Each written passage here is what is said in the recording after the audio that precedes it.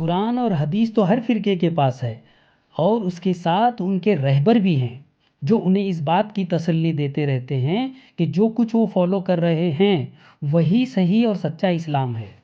اگر یہ رہبر جانتے ہوتے صحیح اسلام کیا ہے تو فرقوں میں نہیں بٹتے۔ اب سوال یہ ہے کہ فرقوں کو اور اسلام کو کس طرح آئیڈینٹیفائی کریں؟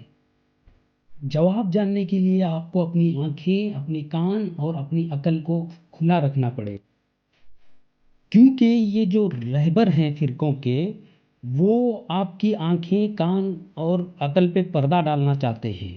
وہ بڑی ہی پیار سے آپ کو اپنے گود میں لے کے اس بات پہ کنونس کریں گے کہ وہ بہت بڑے عالم ہیں اور انہوں نے یہ اسلام کا علم حاصل کرنے کے لیے اپنی زندگی اللہ کے راستے میں خرچ کر دی، لہٰذا آپ انہی کی مانیں اور کسی نان عالم کی بات بالکل نہیں مانیں۔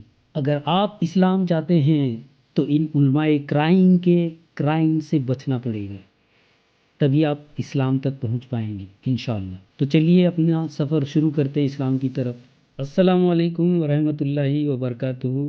اعوذ باللہ من الشیطان الرجیم، بسم اللہ الرحمن الرحیم۔ سورہ مائدہ آیت نمبر 9۔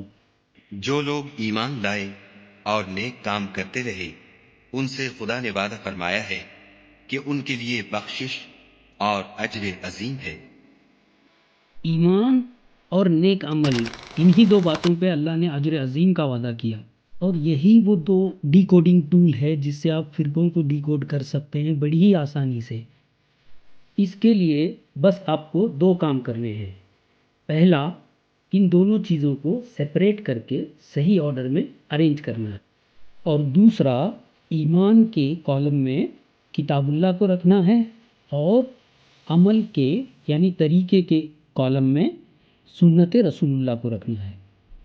اب دنیا کے سارے فرقوں نے ایک سب سے بڑی غلطی کر دی، انہوں نے ایمان کے کالم میں انسانی کتابوں اور باتوں کو ڈال دیا۔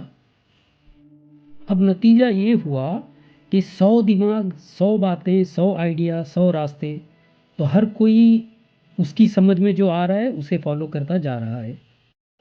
اگر آپ پیور اسلام چاہتے ہیں تو آپ اپنے ایمان کے کالم میں کسی انسان کی بات کو انٹر ہونے نہ دیں، اور ہمارا کلمہ بھی یہی ہے، ایمان کے لیے لا الہ الا اللہ اور طریقے کے لیے محمد رسول اللہ۔